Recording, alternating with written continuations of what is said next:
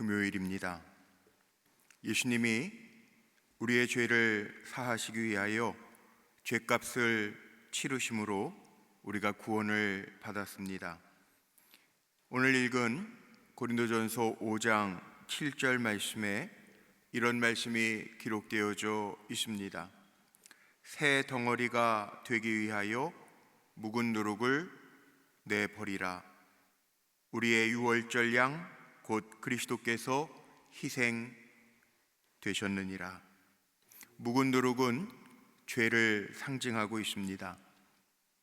오늘 십자가상의 7 말씀을 묵상을 했는데 7 말씀을 하시면서 여기에 빛을 하나씩 껐습니다. 테네브레, 우리가 어두움 속에서 오늘 예배를 드리는데 주님이 우리를 위해서 희생되셨다.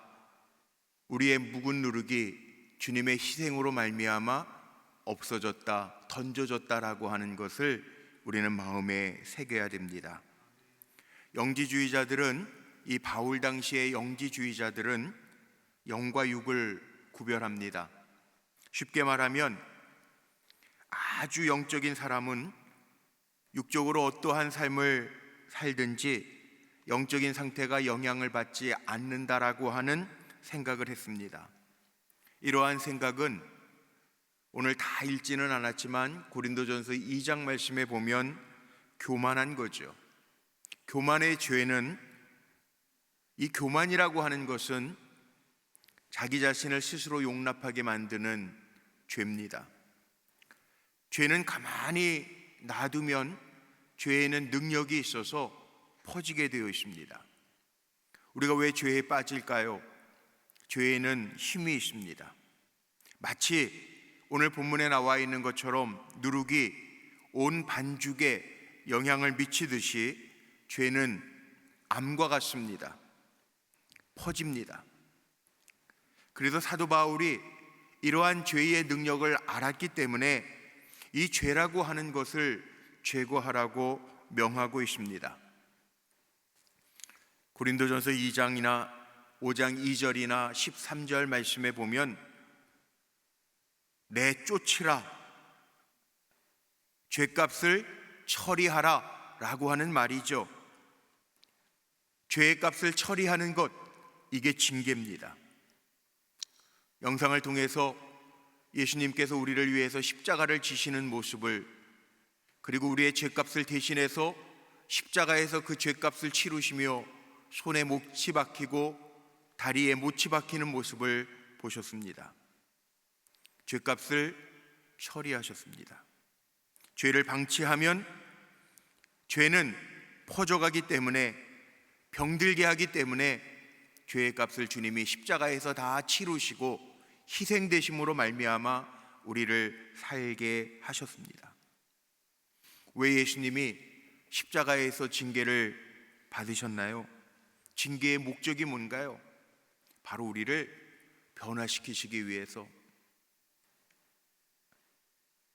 묵은 누룩으로부터 새로운 덩어리가 진실함과 순전함으로 거듭난 떡이 되게 하기 위해서 주님이 그 징계를 받으셨다는 거예요.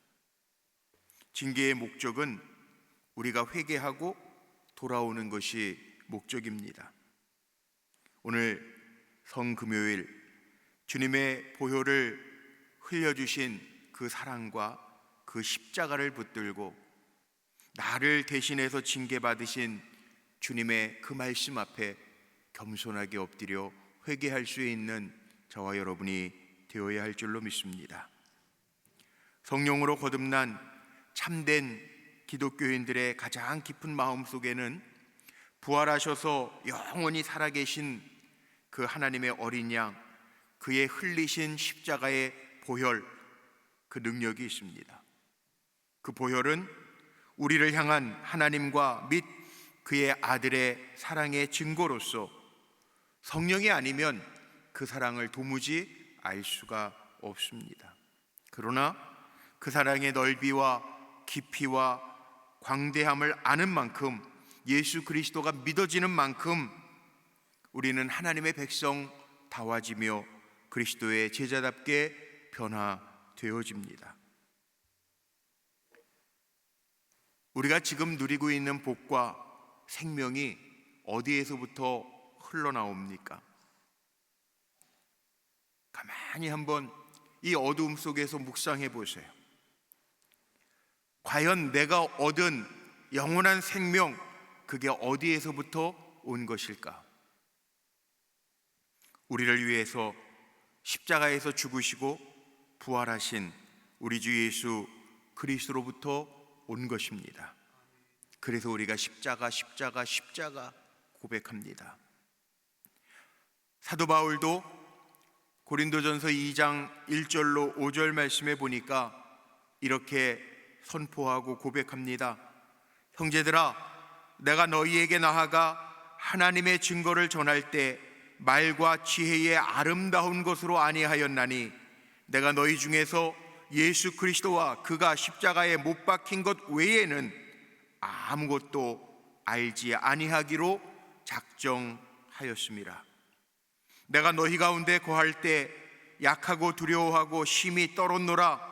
내 말과 내 전도함이 설득력 있는 지혜의 말로 하지 아니하고 다만 성령의 나타나심과 능력으로 하여 너희 믿음이 사람의 지혜에 있지 아니하고 다만 하나님의 능력에 있게 하려 하였노라.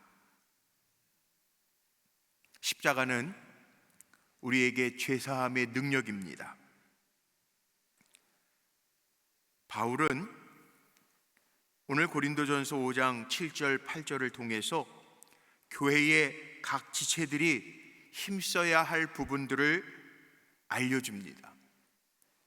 각 교회들이 힘써야 할 것이 무엇인가? 그것은 바로 하나님의 유월절 양이신 예수 그리스도의 보혈을 기억하고 부활 승천하신 그리스도께로 나아가는 것입니다. 오늘 본문에 고린도 교회에 심각한 죄가 있었는데 음란한 죄였습니다. 바울은 그리스도가 그 죄 때문에 희생되셨다라고 하는 것을 선포하면서 새 언약 시대에 무교절 절기를 지키라고 이야기하죠. 무교절은 여러분 아시는 것처럼 출애굽 당시에 급하게 나올 때 누룩을 넣지 아니하는 떡을 먹고 쓴 나물을 먹었던 것을 기억하면서 지키는 절기입니다. 무교절을 지킨다라고 하는 것은 구원하신 나의 죄를 대신 지불하신 그 예수 그리스도를 바라보면서 그분의 보혈로부터 흘러넘치는 거룩한 생명과 성령의 기름 부으심을 체험하며 그리스도의 신부로서 그리스도를 본받는 거룩한 삶을 살아가는 것을 의미합니다. 그래서 오늘 제가 말씀을 전하고 나면 이 시간에 우리의 죄를 씻겨주신 주님의 그 보혈의 피를 기억하면서 바라보면서 세수식을 진행하려고 합니다. 왜 한다고요? 우리의 죄를 씻으신 주님을 바라보면서 세수식을 진행해요. 유월절을 상징하던 그 하나님의 어린 양 예수 그리스도의 십자가의 속량을 바탕으로 하여 우리에게 생명을 주시고 우리에게 능력을 주시고 우리에게 깨끗함을 주신 그 주님을 순전하게 의지하며 살겠습니다라고 하는 고백을 가지고 세수식을 진행합니다.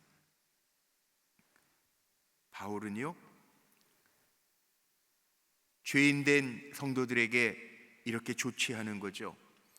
오늘 읽었던 고린도전서 5장 7절 말씀에 이런 말씀이 있습니다. 너희는 누룩 없는 자인데 새 덩어리가 되기 위하여 묵은 누룩 죄를 내버리라. 우리의 유월절 양 곧 그리스도께서 희생되셨느니라. 새 덩어리가 되기 위하여 묵은 누룩을 내버리라. 그리스도 안에서 새로운 피조물이 되기 위하여 우리의 죄된 모든 것을 십자가에 못 박으라 라고 하는 말입니다. 너희는 누룩 없는 자니이다 이라고 하는 말은 주님이 이미 우리의 죄값을 지불하셨기 때문에 교회 안에 있는 성도들 주님의 이 희생을 기억하면서 새 덩어리 누룩 없는 자, 죄 없는 자, 죄 없이 살아가려고 애쓰는 자가 되어서 주님과 함께 하라고 하는 말씀이죠. 에베소 교회 성도들에게 이미 바울이 이렇게 선포한 바가 있어요. 에베소서 4장 22절 이하의 말씀입니다. 에베소 성도들을 향하여, 구원받은 성도들을 향하여 바울이 이렇게 요구했습니다. 너희는 유혹의 욕심을 따라 썩어져가는 구습을 따르는 옛사람을 벗어버리고 오직 너희의 심령이 새롭게 되어 하나님을 따라 의와 진리의 거룩함으로 지으심을 받은 새 사람을 입으라. 의와 진리의 거룩함으로 지으심을 받은 새 사람을 입으라. 오늘 십자가 앞에서 세수식에 참여하는 우리 불꽃교회 성도님들이 새 사람으로 사시기를 주님의 이름으로 축복합니다. 이게 바울의 요청이에요.